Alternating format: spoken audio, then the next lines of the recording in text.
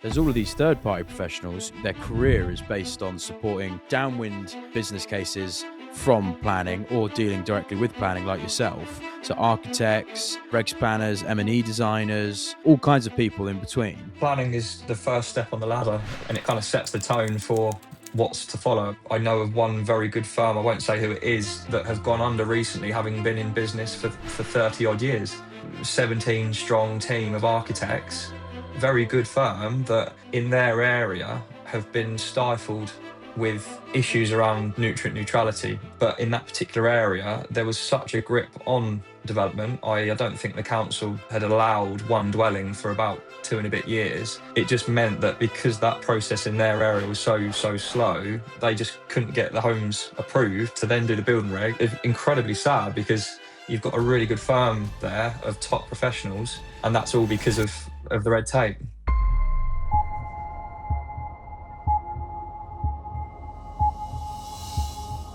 Welcome back, episode 88 of the Ground Up podcast. Today, you're going to love it. It's going to be exhilarating because we're talking about planning changes. The MPPF has just come out with sort of out the blue with a whole load of new policy changes, which are sweeping, groundbreaking, amazing, exciting for anyone who wants to stab their eyes out this episode. You will enjoy it because if you're in property and development, this is it's pretty unprecedented how many changes they're trying to make to the planning system in the UK, in England. So we've got Dorian Payne here. We've got myself, Ryan Beaumont. We've got Stuart Wyeth, who's had no sleep and is just crying about it and is not going to join today. So bless him. Said he's in a bad mood. And Jack, who's going to join us shortly, who I also think has had a bit of a sleepless night with his little one. So it must be this NPPF. It must be, mate. They must be too excited to come on the pod. But we do have the beautiful, the wonderful Jack Wilkinson, our very favourite planning consultant, who is going to help distill the information for all these new MPPF changes, and we'll chat shop about planning and development in general. So, Jack, give us a little intro for the viewers who may not know who you are. Let them know who you are, mate. How are we doing? Jack Wilkinson, director and owner of Wilkinson Planning. Been planning consultant for, blimey, 5.5 years now. And before that, I was at a local authority. So combined experience at local authority to start, and then kind of set up on my own. And I've been working for my sins probably just over 14 odd years in planning. It's been interesting, and obviously we get these updates fairly frequently over the years, and it's become almost a bit of a Christmas tradition now, where government drop a policy change or at least a consultation on us just before Christmas, for us to digest and come into the new year with these changes. So we're planning consultants. Happy to discuss lots of changes. Amazing. Well, Jack, give us just a quick, what made you initially aspire for a life of self-harm and mental... That's a great question, Ryan. Yeah, why do it? It's not one of those careers in school, is it, that gets taught to say, if you play all your cards right, you can be a planning consultant. Well, this is it, isn't it? Yeah, we have a hoodie. Yeah, we have a hoodie that we've just created, like a ground up hoodie, and on the back, this is a fucking, this is new information. But we've got a hoodie, and on the back, it's got the three of us, and just underneath in small writing, I swear down, it says, "When I grow up, I want to be a planner." So you're gonna have one of these hoodies. I need to get some merch. If that's on there. But no, in terms of my background, I mean, I don't know, I wouldn't say I fell into it, but I always had an interest in house building. Being genuine, I always had an interest, and I kind of cottoned on to, right, how does this come about? Well, who's in charge? And it's the council, really. Being in planning, they're the ones that are saying yes and no to schemes. So at school, I was really good at drawing. I wasn't so great at English literature, so the roles have completely changed. I do no drawing now, and all I do is read and write. I probably spend 4 or 5 hours a day reading and writing. So the roles have changed, but the design access statement, it's war and peace. Everything. How come you didn't? How come you didn't become an architect instead of a planner? Probably just the length of time. It was like 7 years study. Um, and to be honest, the planning industry, I actually don't mind it, but I can understand when, crikey, people get infuriated by it. I really do, and it's almost a bit of a dark art. We have another saying as well, Ron, don't we? That the one way to, and you probably see this as well, Jack, the one way to insulate against the planning sector is just by having more deals, a bigger pipeline, because you don't know which one's going to go and stop. Yeah, and it's knowing the timing, like when to strike. You know, this policy change that is under consultation will be under consultation until I think it's 10th of March next year. So you've basically got 3 months to consider what they're proposing, and that is still quite a long time just to say what do you think. And obviously, you guys move through the calendar year to do developments, but this kind of thing, policy change, law change, which is also kind of separate to what we're talking about, it takes ages. So the life cycle of something isn't 12 months, it's years. So we have like an industry ping pong of hot and cold and hot and cold, but these hot and cold times are over 2 3 years. So like we've just had a period of real stagnant kind of slow down, next to no delivery, and now it's arguably gonna start to go again. So it will probably be a hot few years. What do you make of the obviously Labour got into government, 1.5 million homes. Obviously, they're nowhere near that. What do you make of like the sort of dire issue of consent and delivery? What do you think, just in terms of annual targets? Like, just give for viewers who may not be fully aware of these kind of statistics. What do you make of where we're at and where we need to be? They're very, very ambitious numbers, but they're only ambitious because of the structure and the framework and the guidance that is in place to control it, i.e., not allow it. And I think that the resistance of policy at a national and local level, hopefully the national level, which is the document that's been publicised the last couple of days, will kind of loosen that off a bit. But you've still got the resistance at a local level through your councils. So you've got National Planning Policy Framework, which affects England, is there as a measure, and you've also got your development plan, which is your local plan. That is the entirety. Development plan is the NPPF and the local plan. National policy, local policy, a blend of the two is your development plan, and that is what councils are required to measure your schemes against. And there's historically been a disparity where nationally have been quite, encouraging of build out, but then at a local level, your policy is basically no. So like, where do you sit? And this is why we have to weave our way through. Oh yeah, we've definitely experienced that. So that's the problem. It seems the new sort of MPPF guidelines that are coming out are dissolving, well, trying to devolve powers from the local authority so that it's a bit more centralized and go, look, you guys have to fucking build. None of this NIMBYism bollocks. Like, you got to build. And it's like they're trying to extract powers away locally. Is that's a right sort of assumption to make? Yeah, it's quite strategic, but at a big level. And I think that the kind of the golden thread, as it were, which is an old industry term, is probably through the discussion that they're giving around development around train stations and Yeah. and That's that arterial transport route throughout the country. What's well connected train stations, big roads. It's the arterial links. They're basically trying to bolt on biggish development onto established infrastructure. yeah. So it's fair to say that it's quite a radical change, this NPPF draft at the moment, isn't it? So the NPPF was introduced in 2012. There's been 6 iterations of it, typically over Christmases gone by, and this one is the most drastic. I was a bit surprised, and I think there's a few people that were also surprised in the industry, much more learned professionals than myself, that were kind of like, wow. So this is a proposal. It's not adopted in policy. It's not material, but it is a marker for what could potentially happen. So ideally, we need to get to March on this and just see how it plays out as to what's actually going to be adopted. But even if you were to kind of, remove 50% of the changes, it's still a lot of change.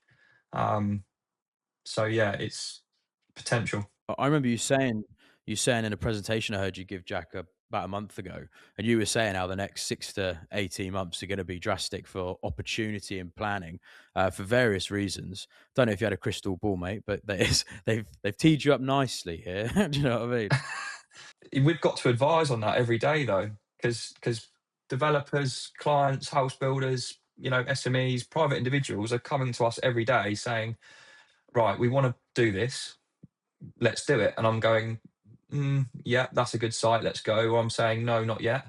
Or I'm saying, yes, just not this week. And we've got a host of applications that are kind of teed up, ready to go, but we won't necessarily submit until the conditions of that authority, alongside the NPPF, are right. It has to be right. This isn't the floodgates aren't opened, but they could arguably be loosened off in, I would argue, 6 to 18 months time. This is what I mean. It's that industry ping pong. It takes time to come in. Yeah, because after March, because between now and March, they're seeking basically feedback to reconsider. This is the draft. It still can materially change on Agreed. different aspects. But then after, on the 11th of March, it doesn't just come into effect. It's then got to go through reviews and more approvals. So you would say between 6 and 18 months away. Yeah, I'd say so. I think typically they'll line it up with budget, and we've just had the budget, a very, very, very late autumn budget. Typically, changes to assist and prop up that budget come through house building. This is a tweak, a proposed tweak to the national drive and directive to develop. And now they need to let that play out, I would say, probably into the next autumn budget, whether that's early, late, or indifferent. So realistically, this is what I mean. You've probably got another, let's say, 8 months from today, where it's going to kind of hopefully be at a point where government are looking to kind of crystallise the changes. Again, once we get to March, we'll know roughly where we are. There'll probably be a summer of deliberation, and then it'll probably be 2.5 years after Labour got in, where there's actual tangible, what we would call material change to the policies that Mm. govern the place and space. Well, Jack, can you give we just off air before we got on here, we were giving it you're talking about an anecdote of a local architectural firm, just for the viewers' benefit. Obviously, the developers, investors are all impacted by slow planning policy, but slightly more ring fenced because until you've deployed capital, you're not necessarily at risk. But there's all of these third party. That doesn't mean that developers don't also get completely screwed by planning. That we do all the time. But there's all of these third party professionals who their career is based on supporting ei- either downwind business cases from planning or dealing directly with planning, like yourself. So architects, regs planners, M&E designers, all kinds of people in between. And you're talking about a Norwich firm who, because of the incompetence of the planners, and basically had a zero tolerance to building anything, a very good architectural firm went under. Can you just speak a bit to that particular case? Yeah, so planning is the first step on the ladder, isn't it? It's multidisciplinary, and it kind of sets the tone for what's to follow. I mean, I'm okay because once planning's done, I'm I'm out of there in a way, but you've still got to go and get your building regs, contract admin, and so forth. And there's been a couple of firms, but I know of one very good firm. I won't say who it is, that has gone under recently, having been in business for 30 odd years. you know, 17 strong team of architects, very good firm that in their area have been stifled with issues around nutrient neutrality. And that's just one issue that we have to grapple with every day. But in that particular area, there was such a grip on development. I don't think the council had allowed one dwelling for about 2 and a bit years. It just meant that their work just quite literally dried up. And I think they tried to keep going for a fair few years. And basically, because of that bureaucracy, and that's a completely separate matter to the NPPF, the same with BNG as well, completely separate. Those two elements, nutrients and also BNG are law, the NPPF is policy. It just meant that because that process in their area was so slow, they just couldn't get the homes approved to then do the building regs and obviously the contract admin and what architects do. So it's incredibly sad because you've got a really good firm there of top professionals who I think have gone to other good firms, to be fair, have gone. And that's all because of the red tape. Yeah, I mean, the professionals obviously will still continue to do work in the industry, but it's always when you lose a professional practice that's obviously going to be impactful for that area where they work. So, and having a difference, obviously 30 years is a long time to be around for that IP, that knowledge, that kind of cohesion as something, like you say, multidisciplinary, that's very much a necessity skill set in the country, to just be wiped out by bureaucrats who can't fucking decide on what box to tick or what box not to tick for that area specifically. When eventually you can develop again, now you've lost one of the best practices who are delivering the built environment around us, and it's just these knock-on effects that I think Joe Public are completely unaware of. They don't appreciate how these things can really castrate an industry, and then when we wonder why the built environment kind of gets worse and worse. So yeah, it's sort of interesting anecdote. I'm first to defend council planners because I was one myself, and I get it. Everybody's got to start somewhere, and I'm always kind of there to kind of usher schemes along. Please, can we have permission? And you've got to do it in the right way. But the council officers won't be aware of that. They've got millions of applications, and they will not be aware of the constraints that are on the private sector side. If you don't get approvals through, you don't have work. And in that instance, for that that architectural practice, it's ground to a halt. And I think they tried to cover it, I think, for a few years, but it's just proof of if you're not developing, it will just die. And that part of the UK has arguably.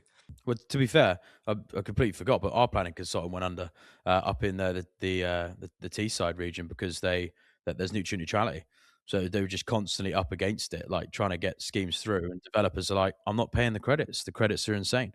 And I've complained about that on the podcast before. But yeah, we'll get onto the actual terms of the NPPF, looking at the highlights and things like that, just to help viewers who may not have seen this stuff, and we'll ideate around a few of the key points to take away. But I think that's just a good anecdote there to just show how that disconnect between public sector, private sector appreciation, which obviously is industry wide, that issue, but how it can very quickly cause a very good practice with 30 years experience who've done nothing wrong, but purely because of bureaucrats, they've gone under, and it's a loss of intellectual IP for those given areas. So it's sad to see. But here we go. Right, into the weeds. So there was, I'm not sure if you know, if you saw this as well. Did you watch this talk, Jack? Yeah, I've seen some of it, and there's some big words, big claims, and it will be interesting to see how it plays out. Yeah. Talk about big words and big claims. Here he is. Here he fucking is. Sorry, lads. Jack meet Jack. Jack meet Jack. Hi, Jack. Great name. Yeah, it'd only make it better if your middle names began with J as well. If only. Not. Love the jumper, D. Thank you, mate. It's not my Christmas jumper. That's Rudolph. I can't remember the rest of the names. Anyway, let's move on. All right, let's move on to Housing Minister. So we're going to look at a few bits here. So stuff straight from the Housing Minister's speech, and then into a few bits that Jack's prepared. Now, there's more things to look at than what we're just going to look at today, but we've tried to pick out the most interesting and impactful pieces. So new Housing Minister Matthew Pennycook has just announced the biggest ever reforms to national planning policy to deliver more homes. Here are the biggest things. So biggest change since 2012. So Jack, just want to speak about how groundbreaking this is for the NPPF to come out with such a sweeping change? To put it in context. Yeah, of course. So, like I say, when the NPPF came out in 2012, it was a marker for how, you know, the national drive to deliver homes is going to be set. That's changed periodically, and this is the most edited version. It's the most amended version, and effectively, with how the NPPF works, it's a guideline. It's policy, not law. It's policy to guide councils and applicants and anybody that's looking to get permission on how, what, and where we should develop. And it's very much tradition that it would be plan led, which means led through the local plans of each council. I think what government are trying to do through the amended version is update and refresh it to the point where it's more strategic, and that will be something that we discuss in a moment around how they're looking to strategically develop the country rather than these pockets here and there of certain jurisdictions. I.e., central government are trying to pull powers back to central government to impose on local plans to force them to do shit, because a lot of them have just adopted NIMBYism mentalities and are just under targets and not taking it seriously, basically. Exactly that. I mean, I think there's a combination of in very, very, very simple terms, they're looking to move the needle with big developments around arterial corridors, whether that be train stations, which we'll come on to discuss, or major road networks, to deliver big homes, lots of homes, rather than spread bet and deliver ones, twos, threes. That will come through in local plan. But in terms of the national directive, they want to do chunky development, and the suggestion of building around train stations is a clear marker to that notion. And then transition wise, when is this expected to come into play? So the publication came out 2 days ago, and this will be consulted on until March, 10th of March. And again, there's a lot in there. Like, there's a lot for us to digest. It's become a bit of a Christmas tradition where government drop a new NPPF on us in the industry a few days before Christmas. And basically this will be no different. So we're going to have January, February, and March of this being in the mix every single day in the industry. And then realistically, you're probably going to have another sort of 6 or so months. So it's basically going to be the back end of the year before this could, and I emphasize the word could, become adopted and thus material and thus impactful and relevant day to day for applications that we're dealing with and for what you're dealing with. Yeah. And in terms of the consultation, just like for a bit of nuance, maybe for the listeners, are there think tanks of, you know, private sector planners who are helping with government, or like what does that consultation look like? Or is it completely siloed within government for them to talk these ideas back and forth and the impacts? What is it? Yeah, there are think tanks. There's key industry bodies, whether you've got the RTPI, which is my awarding body, the Royal Town Planning Institute. You've got other house builder and developer led groups that will have an impact. And this is the whole point of the consultation. It will be led by the big PLCs. They will come back, and as a planning consultant, we will see the big firms, your Litchfields, who are the best in the business as a planning consultancy, massive firm, your Savills, they will have their own impact and they will have comments. So to that point, Jack, what we've seen this year is a lot of PLC house builders go, we ain't building. And they've just kind of like almost thrown in the towel. Do you think that's been a strategic chess move for them to pull government to the table to make drastic change? Yeah, it's an interesting one because I think there was a go slow.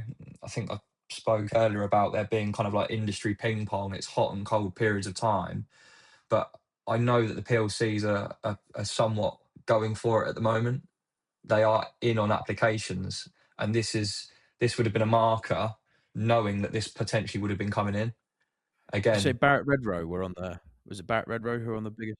Barrett Redrow have been going for it. They've got loads of applications in. There's another few firms that I know of that have got the most applications they've ever had in, and their specialism is between sort of 50 and 500 homes, and that's in Suffolk. If you looked at it as a bit of a chess game, it's kind of like the PLCs have gone, we're going to stop delivering and kind of like force the government to make change. In the meantime, we're going to strategically start to plan through a load of our land. You're going to have to deliver on this because as a government politically, they can't be seen to not build. PLCs obviously hold the housing delivery sector to rights because they're delivering most of the housing. So as a chess game, from a business perspective, it's kind of interesting the levers they have to pull with the bureaucrats to make them do something. We're speculating here, but it seems like it's what they've done. Is it not true that the developers that are not actually, so obviously we're talking about planning applications being submitted, but the reason that developers are not, well, house builders, larger house builders are not building at the moment is build costs, cost of finance, and sales rates in the market.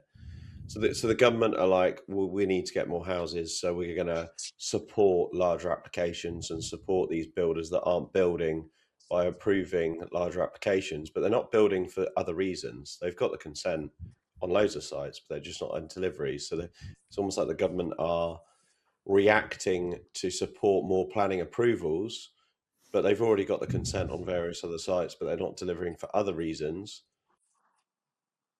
And this is a really good point because it's spades in the ground, isn't it?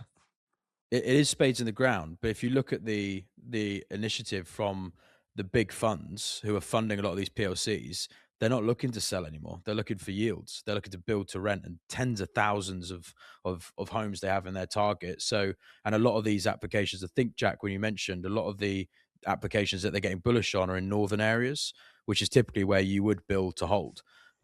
Where your capex and your land values are a lot lower. So it may just be that there's a pivot in their actual fundamental business strategy as a call to costs going up, where they're just going to build a lot of homes and retain them on behalf of BlackRock Ranger Group. I've just pulled up Barrow Redrow's annual report. What do you reckon their land bank is as of the 29th of June 2025? 10 years? Yeah, I was going to say 15 years. In terms of plots, they've got 145,000 potential plots in their current bank, and in terms of delivery, that's 145,000. In terms of delivery, they did 16,000 completions, so approaching 10 years. 9 years, yeah. So essentially, what is happening is national and local governments are trying to help larger schemes get approved. The big house builders aren't delivering them, so they're not really understanding, and they won't until you get sales rates, cost of finance. Actually, the biggest problem is a buyer buying a home, the affordability, the movement, the sales rates. I know, Ryan, what you're saying about build to rent, and I think that build to rent is probably the best strategy at the moment. But in some areas in the south, you can't do that to make it work. Yeah. Because you're like our 9-unit scheme in Muswell Hill, North London. If we refinanced that whole site and rented it all out, it would cost us thousands per month just to keep it. The rent roll wouldn't serve as the mortgage. So how do you build inside the M25? You don't. You just sit and you bank. It's a trigger. It's just not viable. I mean, we can talk about getting the applications in, and that is arguably happening and will happen off the back of, market changes to the NPPF. But then you've actually got to go and deliver. And you're right. I mean, how they calculate that is quite literally spades in the ground, commencements on site. So as soon as they commence on site, that site is deemed to be delivered when they do their housing calculation, even if you've only just done the access or a foundation. So that maybe should change. Also, what's a bit of a con is they count it in delivery. So if you start spades on ground so if you started building a site today in December, they then double count it next year of sites being delivered. So it's never a true amount. This 1.5 million that they want to achieve, when they say this is how many units we've got on site, even if it's last year, it doesn't crystallize as a finished unit until it's finished. So for 18 months, they'll double count that unit over 2 years. Skew the figures a bit, yeah.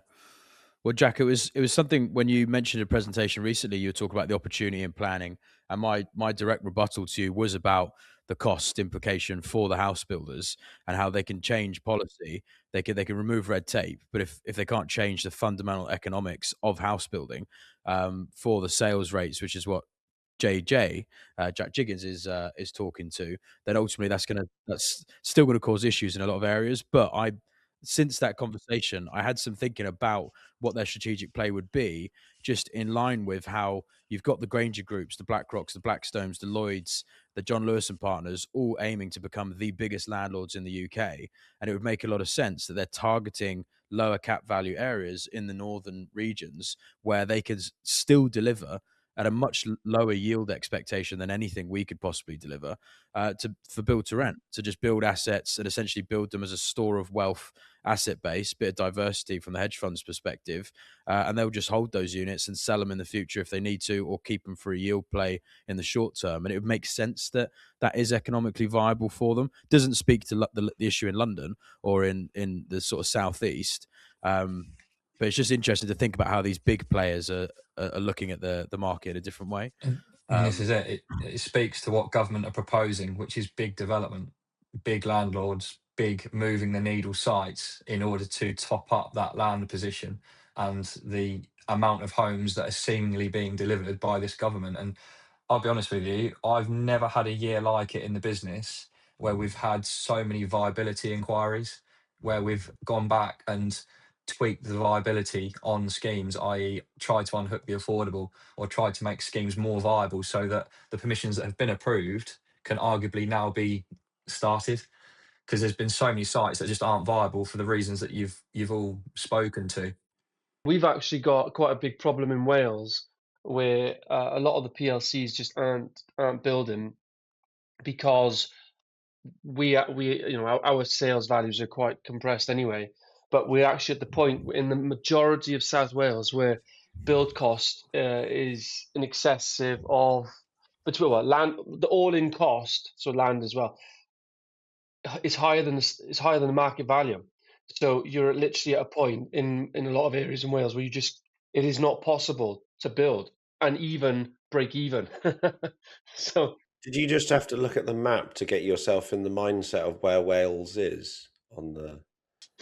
No, He's like, I look at the map. In South Wales. I look at the map, Jack, for a dose of inspiration. And I also, in fact, actually, what I'm going to do is I'm going to move this I'm going to move this bit here to Henley. Henley on Thames, yeah. There we go. Be careful of my toes. Let's cause some fucking trouble in the community. And anyone, when I go there, I'll just keep saying I'm Jack's friend. Yeah, that won't do well. Let's go through some policy stuff. So homes within this seems to be the biggest one. So homes within walking distance of train stations, well connected to jobs, will be allowed so long as they have a minimum density of 50 homes per hectare. This also applies across the Greenbelt. This will have a huge impact. So there's a bit of literature on screen here for any viewers who are just listening and not watching the video. If you wanted to pause this, you can have a little read through. Essentially, it's just looking at the kind of specifications of how they're sort of qualifying these areas. But Jack, do you just want to actually wait? Let me just pull the map up as well. So then here's a map of sort of affected areas. Jack, do you just want to speak to changes here? So kind of the first slide that you had was Matthew Pennycook speaking, and effectively he's come out and said you've got an ideal scenario whereby the terms and conditions upon which we could potentially support development would be if you were within a reasonable walking distance. Now, what is reasonable? Reasonable could be 100 meters, it could be 1,000. Well, 800 meters has been quoted as a reasonable distance, which is to walk. Exactly. And if you go on the Chartered Institute for Housing and Transport, CIHT, that is our guideline that we tend to lean to in the industry. That is a circa, I think, 15-minute walk. Again, depending on if it's, buggy, wheelchair 15 user. to 20, yeah. Yeah. ChatGPT says 9 to 10 minutes. Yeah, if it's raining. So you might get a move on. That's a fast walk. It would take Ryan a bit longer because he's only got little legs. Little legs, mate. Yeah, over here. Double the step count. But what they're talking about and in terms of these bullet points that you can see, is effectively travel to work distance. So they will put not a P-TAL rating, but they'll put a new kind of rating in terms of your distance to work, your distance to education, your distance to healthcare. And the best way to achieve that is via these transport corridors, which is your train stations and your main infrastructure. And the map that I've provided from Litchfields, again, Litchfields are the best in the business when it comes to planning consultancy. They've Not as produced good this as map. Wilkinson planning, but they're up there. Yeah, you They need. are up Do there. you want to reframe that going forward, Jack? You want to say The second best. yeah, Yeah, or we will aim to be. We'll aim to be, but they are good in terms of responding pretty quickly to stuff. And the map that they've produced is a pretty clear indication. Again, subject to adoption of the new MPPF, of how this could affect England, um, and how this could play out in the main transport corridors that we see. Can you just explain the orange dots and the grey dots? Yeah, so basically, in terms of travel to work distancing, TTWA, they would like to see that you hit the orange markers as a starting point, and then the grey markers. So a tighter area would be acceptable, and then the wider area would be set in grey, would be potentially acceptable. So basically, they will look to sequentially and preferably develop certain areas. So if you've got a big train station in London or Birmingham or Manchester or your big cities, that would be preferable to develop around first, as opposed to, Manningtree, which is where I am close to in South Suffolk, to develop around there first, which is a very, very small train station. So they'll look to Gotcha. develop around your big cities first, effectively, your mainstream, again, arterial routes. Infrastructure led. Yeah. All right. Absolutely that.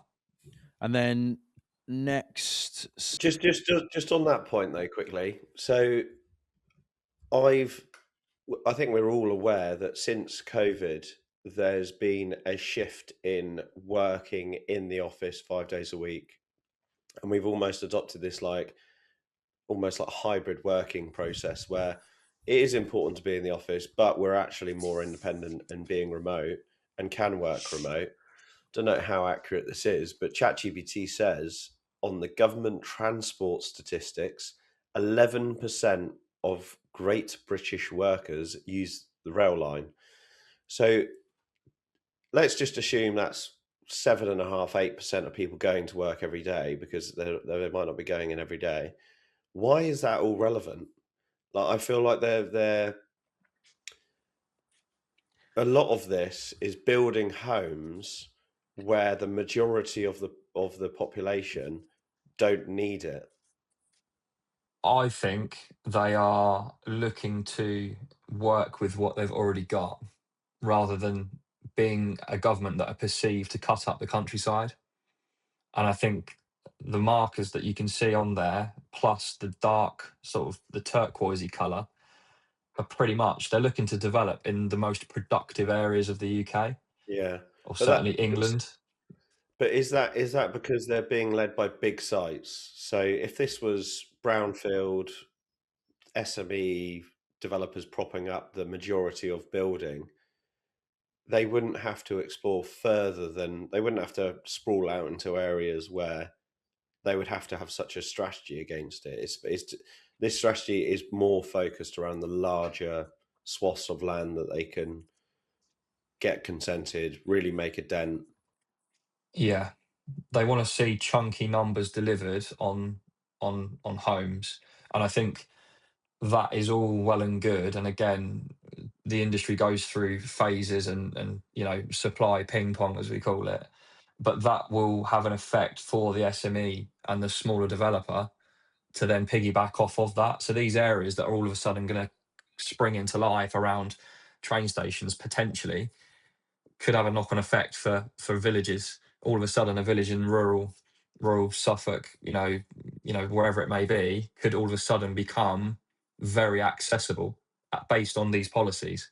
So coincidentally, the train station is a great location for developers to be building near. So surely the free market is already developing these sites. I can't see a world where the biggest and nearest train station I live near is Reading. And there's no sites around the train station. They're all being developed anyway. So where are they going to find this land?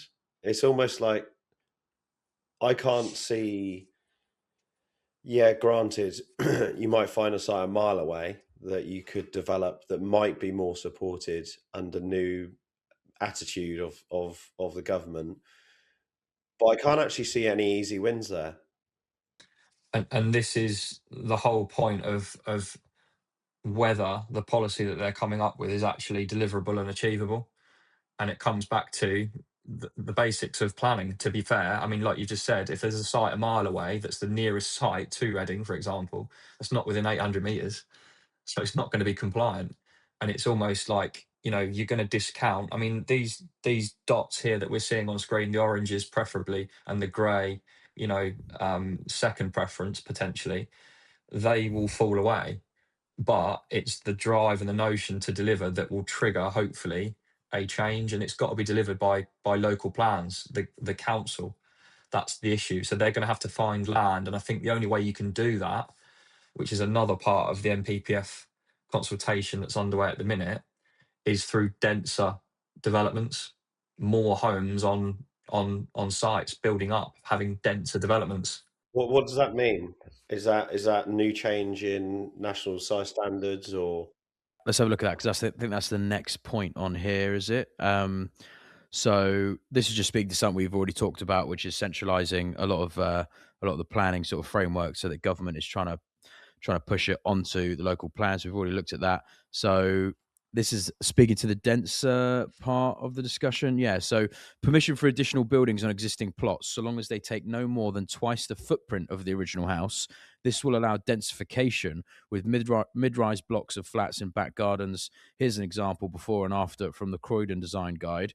Just for anyone who is watching the pod, there's a little illustration on screen. Yeah, let's And pick a then, borough that's gone bust to use as a test case. yeah, yeah. Let's ignore Croydon, but denser, and densest. So, do you want to speak to JJ's question there, Jack? Yeah, can do. So in terms of density, what's interesting through the publication come out a couple of days ago is that government are looking to put a minimum density on certain schemes, such that basically if you're under delivering on a certain site due to, dare I say it, BNG or Affordable other housing. restrictions, that exactly that, then they're going to try and get a bit of a grip on that. So they are kind of encouraging stronger, more intense forms of the word I saw was fervent development, which means intense. So you're basically looking at a more intense way of developing. How that plays out in actual, the architects are going to be screaming, but how do you deliver a site? How does that play with parking? How does that play in delivery and design? Is something else to grapple with, but that's what they're suggesting: denser development. So shit. I mean, all of this is fucking broken, isn't it? Like, so to densify a site, let's just assume we got half an acre of a site and you want to build a block of flats on it. I would almost argue every developer is maximizing the ground floor footprint to develop that site already. Like, it's stupid not to. I So don't know. the only way that you can do that is go up. And we've now got high risk building threshold with gateways that you need to get through above 18 meters. So I can't see all of this is like, yeah, we want to do this. We want to build all the sites at 800 meters from the train station. I can't see anything changing actually on the ground. There's definitely a lot of fucking contradictions, stupidity between regulators, policymakers. They're all dumb. We should burn them all down. But the conversion stuff, I think I saw something about high risk buildings for conversions might be relaxed to help support the dense aspect of the new policy. I read the other thing is if you have if you have an existing building and you make a change to it that's material, the whole building needs to be brought up to regs, which is a fucking nightmare. You have to, well, if you have one flat in a block, you have to go through all the gateways to That's mad. move a That's bathroom. mad. Yeah. That's Fucking mad. But hell. I think this is the biggest issue. I was going to interject on Jack's point, but then he made the point I was going to make. So, Great minds. yeah, great minds. Yeah, definitely. I Minds. think obviously you can already see on LinkedIn at the moment that planning consultants and others, and you've probably done the same job. They're already mapping out on the map as basically what your concern there, Jack, as well. There's about 2,600 train stations across England. So really, what you're looking for is like these needle in a haystack. Which train stations have land around it? That, I mean, to be fair, 800 meters is really not that far. So if it is 800 meters, then I completely agree with Jack. It's going to be really challenging actually to find to unlock further land on some of these train stations, and you'll be left with a percentage of those 2,600 where there's plots available. But other than that, unless the distance goes up, then most train stations already have a settlement built around them. That's when they were there. That's within I think 800 I think meters. I mean, hopefully let's ask a question on that. To all of us, we all know our local train station very well, and we probably know it fairly well up to 800 meters. Your local train station up to 800 meters, can you think of any sites that could be developed at all? I can't think of one that I know within Reading train station. not in Darlington, yeah, it would be there are actually a few, but I think in the north you might find that there are more of these opportunities. But that's not already being developed. If you have a prime example, there's a site in Reading that used to be the post office, Royal Mail. It's already got consent for 460 flats. But like all of this policy and positivity is changing nothing. But they haven't built it. They haven't built it for other reasons. I think it's worth noting two things. Two things. In the north, I do think there's probably possibly more of these opportunities with the brownfield sites where they've just not been viable to take the risk on. So Darlington, I can actually think of a few areas. South Shields, I can think of a lot of areas. But in the south, because they're much more attractive propositions to take smaller brownfield and infill sites and do a backyard dev and all that, you've got quite a lot of denser areas. The other thing to bear in mind is that this is consultation. So hopefully, if Jack and D, your immediate response is, well, 800 meters is just not enough. Hopefully, that's what we see through the think tanks, and they go, now this needs to be more like 3 miles if you want to have any meaningful impact. So hopefully, we see these kind of things change during the consultation, because otherwise, like you say, it's like releasing policy that's not going to change anything. I think if you take the policy and you put a decent enough distance on it, and the other key part of the NPPF, Jack, obviously you can interject if I'm saying something wrong here, but it's also designed where it overrules with certain criteria sites that are outside existing settlements and green belt. Is that right, Jack? Yeah, so it does extend into the countryside.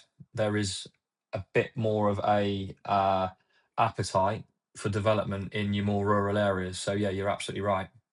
And the grey belt land as well, yeah. And that's the key bit, because it will then, because of that additional bit, it should actually unlock then undevelopable green areas in theory. Yeah, I think the grey belt policies are going to change the market. Yeah, we did have a section here on grey belts, but took it out just for the interest of time. But I think the main point was just that they're trying to put more emphasis on this grey belt land to pull it out of green belt kind of restrictions, so that you can take what was an old service station or something that's defunct. I can think of one around the corner here, and more easily get homes and stuff built on there. Just in the interest of time as well, they've got a couple more bits to go through. So Is YIMBY "You're in my backyard"? maybe. What does it stand So- for? Yes. So yes. yeah, yes. NIMBYism is not in my backyard. YIMBY is yes in my backyard, I assume. So yeah. That's good, that. All right. So next point: local plans will not be allowed to gold plate beyond building standard rules, except for accessibility and saving water in areas of shortage, nor require internal layouts except for mandating the national space standards. No more rules on dual aspect or maximum homes per lift core. So our architect, who I had a meeting with yesterday, he said that this could actually be quite a significant material change to kind of abolish the dual aspect, which has caused quite a few issues in places like London, where you have overlooking issues and stuff like that. Do you want to speak to that, Jack, as well? Do you think that's going to have a material difference? Um, Again, this is all sort of positive chat, but as to actually how that plays out, there's too many competing interests. You got to think, if we're looking at light, that's going to engage your environmental health officer at the council. They're probably not going to be too happy with this. Yet the planners have got a decision to make. So it helps with what we're trying to argue and get in terms of density, in terms of a product. But as to actually how that plays out, we need to see changes to local plans that need to be adopted by councillors in planning committees to these local plans, and that's what will take time. So I think this is positive, but we're not going to see the fruit of this change for some time. I was just going to say, you're actually speaking to another good point there about committees. They can do all of this, these changes to policy, but if councillors still have these fucking crazy amount of powers to pull any scheme that they like into a committee, and then you just take all of this law and policy stuff that they've changed and put it back into subjective eyes, where people who aren't qualified, who may not even know all the planning policy, just go, nah, we don't like that, so we're going to reject it. Sure, you might win an appeal, but that can still create a huge bottleneck and time cost. And are there any changes to committee powers? Are they? I know that's been spoken about, but They've spoken about it, but no, you're still voting at your local elections every few years or so. You've still got your planning committee that are there and going to say yes or no to a scheme. They are still making a decision. What about the planning and infrastructure bill, Jack? Is that is that changing or streamlining any planning consents or anything like that? Um, Not per se, no. It's had 6 sittings through Parliament. It will soon become law.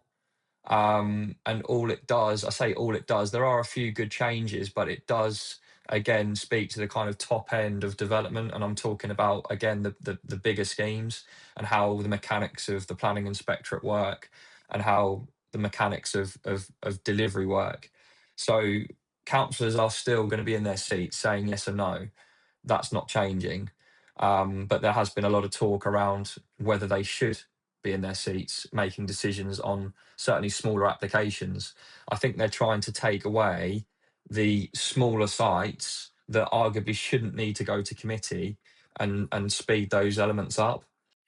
the amount of times I've been in committee and I'm there to try and deliver, maybe 10 apartments or a large HMO or something material, and then I'm waiting for like 3 hours to listen to applications where someone's trying to build a garage, and the neighbour's like, I don't like your fucking garage because it's peeking over my fence line, and I'm like, how much time is getting wasted? I seen your video of the garage you did, and you remember you knocked it out. You did something, didn't you? And it caused uproar in your area. Yeah, done a few of those, mate. Mate, oh, yesterday, just complete tangent, right? So I think I spoke about this on the podcast. New article 4 directions sweeping comes in overnight, right, across the whole South Tyneside area. It's screwed us on a whole load of sites, and we're having to deal with strategic ways of getting out of it and all that kind of shit. One site, 8-bed HMO, within less than a week, 12. Well, it's now actually 1,300 appealants. 1,300. Talk about a community banding together, and they've just gone, right, everyone fucking write in, everyone complain. Da, da, da, da. It's gone mental. That's good going. 1,300. That's insane. Wow. Sorry. Back to this sizes and light. So the problem with this is obviously it opens a can of worms for, if you submit a planning application under, not having to have dual aspect, you're still going to have to submit probably a daylight sunlight survey and show how light the areas are. So that one opens up a can of worms for someone to just be difficult, which they do because they're power hungry. And two, and Ryan's going to absolutely love this, why don't we just do what we want? Let the free market speak. Amen, baby. If someone wants to rent an 8-meter squared flat, let them fucking crack on. They won't be able to get a mortgage, so it devalues the unit. We then can't sell it, so we're not going to be doing it. And It's funny you say that, Jack, because I was literally talking about this yesterday at a dinner meeting, where obviously we build social and affordable housing and etc. And obviously there's for homeless and stuff as well. And there's people that were in hotels who have been in hotels for years, and they are in basically 10 square meter room or less than that.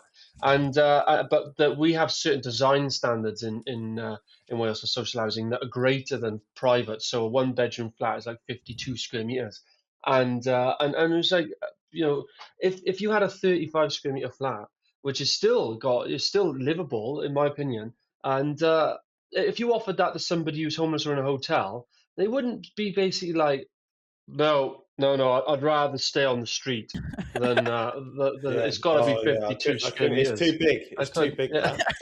That.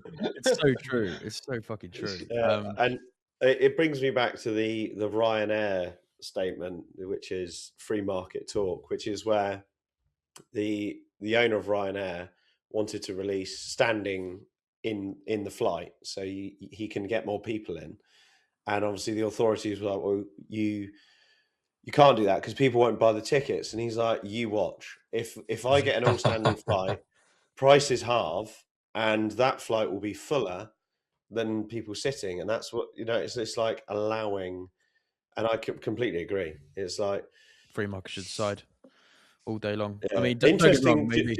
Just on the point, Dorian, about social housing. I didn't. So we've got social housing in South London, and when we finished our first unit, which was a 4-bed, we had like our first viewing, and I was quite excited because I was like, I've done private HMOs, I've never done social housing, and we had a viewing in our social housing unit in South London, and they rejected it. They literally walked in and were like, "No, it's not for me." I was like, "What do you mean it's?" So when it fed back to me, I was like, "What do they mean it's not for them? It's a brand new, like back to brick renovation. We spent a lot, like it's just as good as our private stuff, which people pay money for." I was like, Where are they?" We've had both sides of the coin.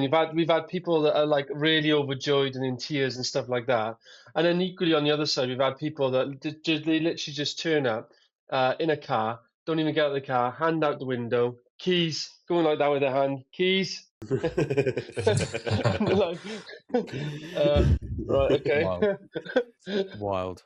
I think Jack, I think you got to go soon, mate. So maybe well, this is the last bit. So we've done well getting through the docket.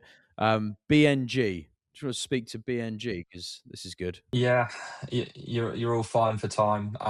BNG is unaltered. It's as it was. This is not within policy within the NPPF. But if there are changes to come, it will come through MHCLG. So again, the BNG element that's inclusive is law.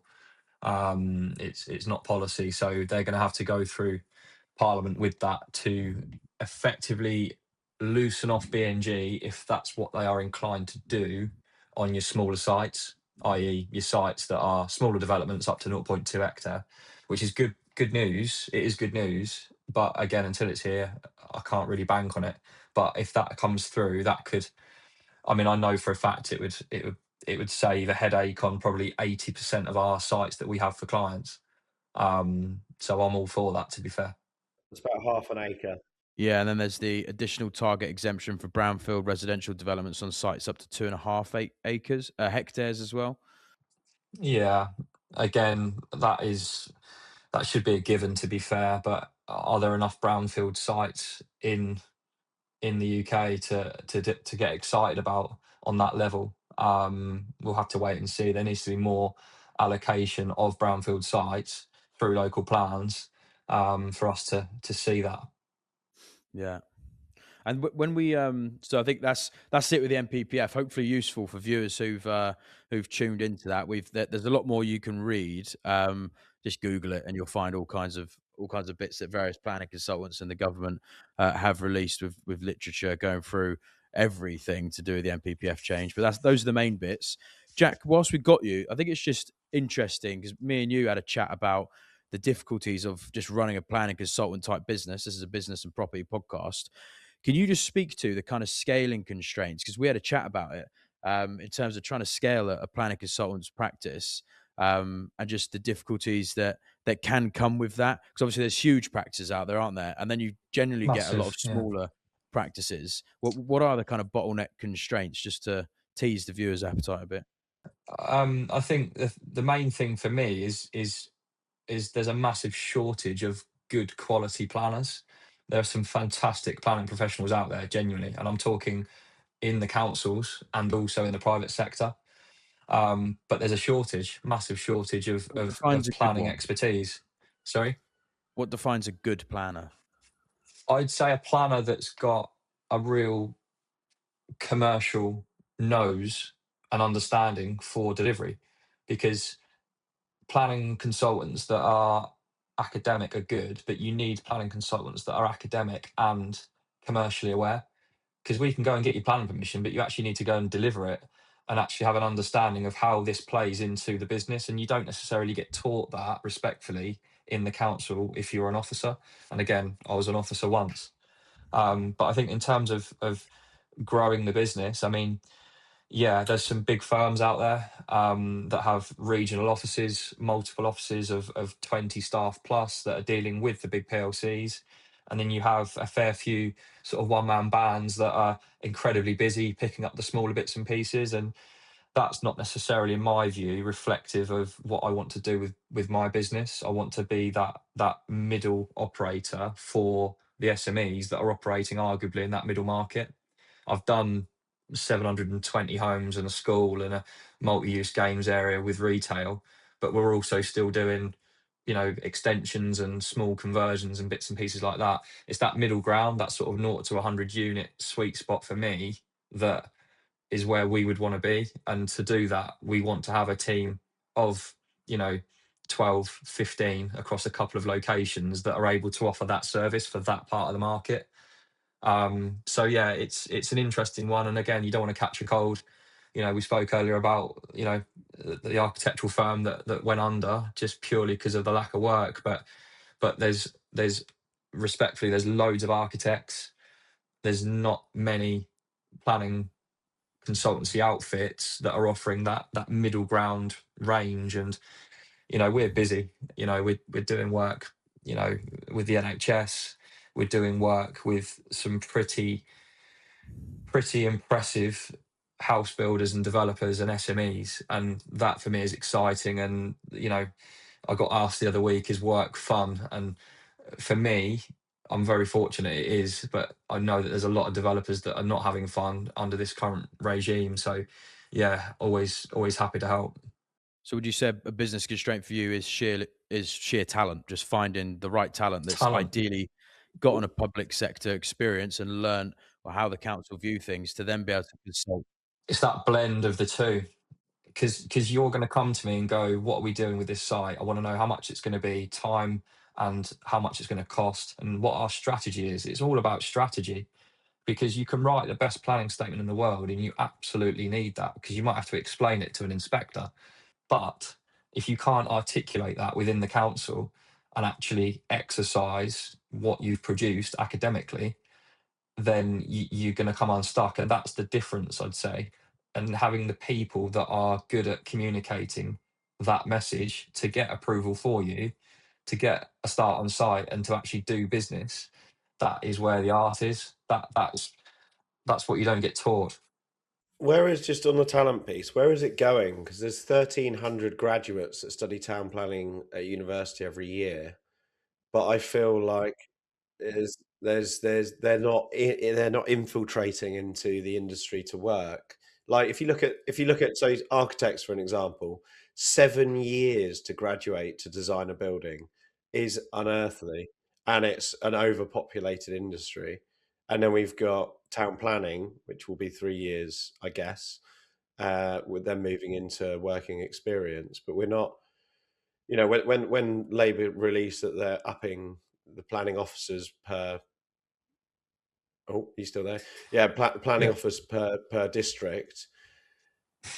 Surely we can bring more graduates into learning, working, apprentices into the local councils to improve Yeah. it for us, and obviously employment for them. I mean, it's one of those things. What's familiar? If you're last year of school and you're looking at your options, what's familiar? Architecture. I can see that. I understand it. What is planning? I mean, there's a lot of geography graduates that step into planning. There's a lot of architects that go and do masters in town planning. I mean, I did 4 years at university, LSBU, and I'd had the experience behind me in order to get my chartership with the RTPI. If you're going straight from school to college to uni, you need to do you can do a fast track 3 years undergrad, and then you need to do a year or 18 months, I think, for your masters. So it's still a good 4 years if you're quick to get your full chartership. And councils will back you. If you go to a council and get a job at a council, which is what I did, I literally went to the council and I got my job. I worked in enforcement and did planning. And I said, put me through uni. And they did, because there's grants in place for it. There's government backed incentives to do it.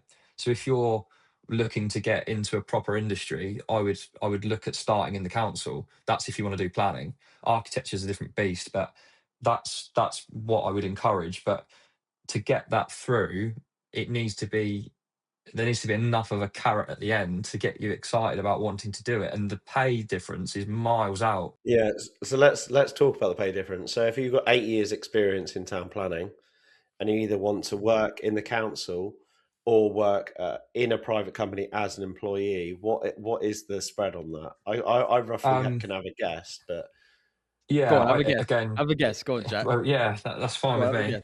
guess. Guess. 8 years, 8 years experience. So yeah, I would say in the council you're probably going to be on 36k, and I would say Mhm. in private you could be on at least 70 grand in the south. Yeah, it's not too far out. I mean, in terms of how they tier it, generally, you have planner, senior planner, principal planner. And a planner is a graduate, very new. Senior has got probably 4 5 years experience. Then principal, you're in committee and hearings. You'd probably say in the south, you're probably looking at about 35, 40, 45 as a clean run of money. And I'd say on the private sector side, if you are a planning consultant on that similar sort of level, are you a planner, a senior, or a principal level? You're probably looking at more like 40, 50, and 60. And that is the jump. And there's, of course, incentives if you get an approval through. And to be fair, you could, if you're experienced with 8 years and you are a one person outfit, you could easily do 100 grand through your own private books, or limited company, um, quite comfortably, I would say. But certainly in East Anglia, you could easily do 100 grand and work 3.5 4 days a week. It's worth noting as well, though, isn't it, that I know a Stockton council around here have had to do this because of a lack of resource in their direct employment of planners, and they've lent on the private sector to help get through quite a few cases. Do you think that's something that's going to keep extrapolating, where councils are leaning on the private sector, which I think is only a good thing, but lean on the private sector Mm. to actually help resource planning? Um, yes and no. I mean, we've had several applications this year that have been determined by consultant planners who have come in. They've been given a batch of 50 applications to go and determine. We're miles behind, help us out. They come in for 6 months and they go. It can be quite helpful. I'd rather that than still wait for a determination. Mm. But I think there's that whole kind of privatization of the planning department is still something that's being spoke about. I mean, dare I say it, like you've got approved inspectors for building regs, are we going to see approved planning consultants for for planning applications if they're a certain size, they're an extension, or it's PD or something like that? I mean, that's been spoken about for a lot of years. That's got to move into AI for simple stuff, though, isn't it? I've Yeah. got to shoot. Sorry, Hello, gents. But D. Jack, great to see you, and great to meet you. And when we cross over the bridge, we will be hitting you up. So have a good day. Have a good day, guys. See you soon. Safe from Bye. date. Cheers, Darren. And just speaking to the business point as well, obviously you'll have direct revenue from fees and being a planning consultant and being instructed on sites and things like that. but you also have dipped your, I think more than dipped your toe now into the developer hat side of things, where you're doing like strategic planning gains and things like that, securing positions on site, selling them on, and potentially taking on the full dev delivery as well, which is a great way to leverage your skill set. Jack talks about this a lot. What's your skill set? How do you leverage skill sets so that you're not stepping into new territories and wasting years learning new things? Obviously, delivery side, I'm sure, will be a more of a learning curve for you. But you're Mm. actually leveraging your skill set to realize greater sums of revenue, diversified from just the fee earning activities. How's that impacted what you're doing? Is that something typical that you see most consultants do? What do you Uh, think? no, I don't see many consultants do it. I mean, I'll be honest with you. I've made millions for some developers and farmers, landowners, just getting them permission on a scrub piece of land. And it clicked with me a fair few years ago. Oh, I need to learn how to do this myself, because I've got a trading business. It's making money, but then you need an investment vehicle, a wealth creation vehicle, and that's where I kind of stepped to on that. So a few buy to lets and HMOs and stuff like that. Those would be kept. But yeah, I have secured sites and done them up, got the planning, and sold them on. And the ones for me that have been good, i.e., the profit on cost here is so good, I can't ignore it. I've moved on and got a contractor in place, and developed those and got those away. But I won't do it in every instance. But in terms of that side of things, I mean, I'm in the same boat as anybody else in terms of build cost. Is it viable?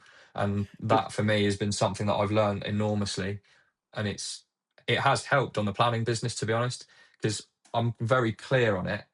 If you're coming to me for planning advice, you're getting my planning advice. And those that know me professionally, and I've known for quite a few years, will sometimes say, would you do this yourself? And professionally, I've got a line, and I will have to be I will be careful, and I'll make it clear. I'll go, look, professionally, we can do this. Might not be viable, or I think you could maybe structure the deal in this way to get into the site. And then they'll go away, have a little think, and then they'll come back and we move. But it probably has been more of an advantage than a hindrance, I'd say. Well, I think the interesting thing about your business model, and speaking of blending verticals and things that can complement each other, the fee earning activities of being a planning consultant is like a lead generation for your ultimate buyer for sites that you may want to exit that you've carried through planning yourself.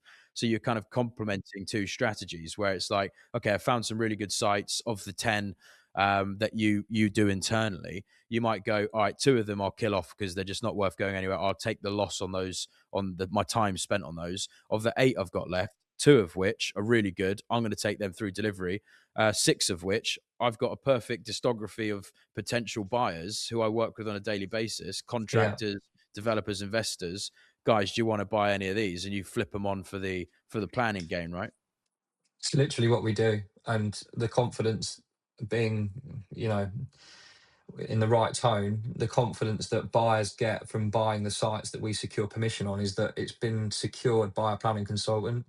So I'm not going to sell a site that isn't deliverable in a planning sense, because that would be very poor business on the planning side. So Sure, you're yeah. buying a site that you can move on because I've got permission on my own site professionally. And it's always it's the standout kind of reason when I go and speak with someone about a site. Look, I'm a planning consultant. If I can't get permission on my own site, that wouldn't be good business. So you need to do business with me. And this is what we typically say. And it's going well, and we just need to make sure that we're going at the right pace.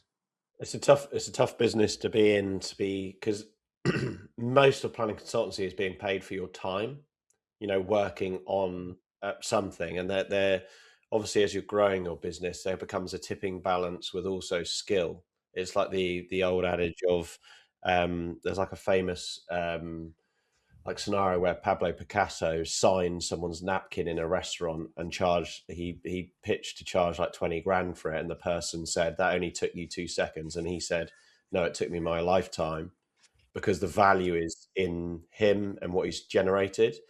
So obviously, as you're growing a being paid for your time business, as reputation and success rates build, you could charge more, and that's longevity supports you in this industry. But it's super tough to like a law firm to grow a business, but being paid on time.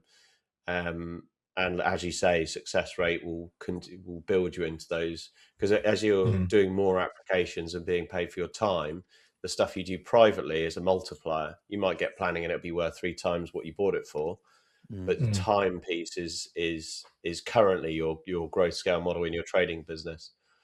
And the interesting thing on that is that we still have to pay for the ecology, the highways, the architectural work. Like, we're just saving a bit of money on the planning. It's all the report. I mean, we still have to pay the planning fee. We're not exempt from it. So my view on assessments is they should all be done post consent.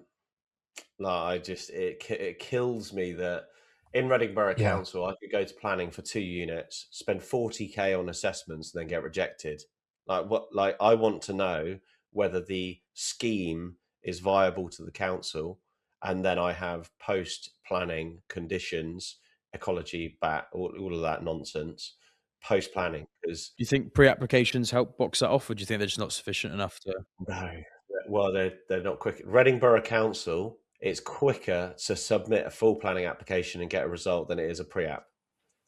So if they responded quick enough, back in the day, we used to be able to do a pre-app and get an on-site meeting and a physical report before we exchange on a site. Now, by the time we've done all that, I'll have them built. Like, it's too. The principle is great. I like the principle of pre-apps.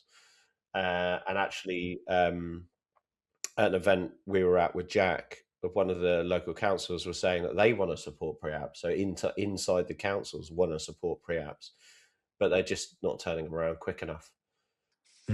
It's where do you put your money and time? And we get asked that question all the time. If you've got a very specific building, you need heritage impact, heritage understanding, then yeah, that's quite useful. But we get asked it every week. Oh, do you think we should go in for a pre-app? Well, in some authorities, it's not worth it. Well, there you go. Reading I mean, being one. there's a juicy podcast there for anyone out there who's interested in the new planning changes, and then a bit on the business side as well. But it's great to see what you're doing, mate. Do you reckon you'll put the developer hat on full time in the future and kind of have the business running on the side, and you'll focus your attention on devs? What do you think you'll do? Probably a bit of both, if I'm allowed to sit on the fence, because planning keeps me sharp. And for me to identify sites that are suitable for development, if I've got my development hat on, I need to know what's going on in the world of planning. So I don't think I'll ever kind of relinquish the foot in the camp on planning, but I would like to do a bit more development, because I enjoy it. But it can only be enjoyable if you're on the right side of profit. So we've got to be careful. Yeah, beautiful, mate. Well, look, for all our viewers, where can they find you, mate?